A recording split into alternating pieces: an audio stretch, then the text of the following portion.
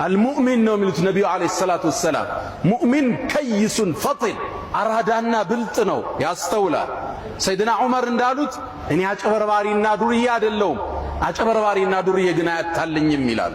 ለስቱ ኺበን ወለል ኺቡ የኽደዑ ሙስሊም ያያል፣ አስተዋይ ነው፣ ዓለምን ያጠናል፣ ለምን እንደተፈጠረ ያን አጀንዳ ይረዳል፣ በብልጠት በብስለት ይራመዳል።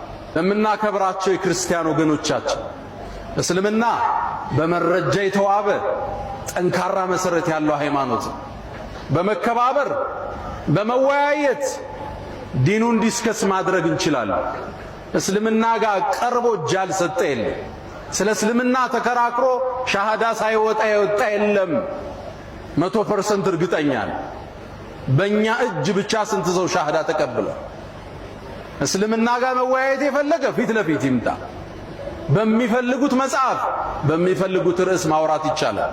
ዕውቀት ይዳኝ ያኔ፣ ሐሳብ ያሸንፍ ያኔ። ስድብ አይደለም፣ ማንጓጠጥ አይደለም፣ ትልቅ ስብዕና ማርከስ አይደለም። ዕውቀት ይዳኝ። እስልምና ሁሌም በሩ ክፍት ነው።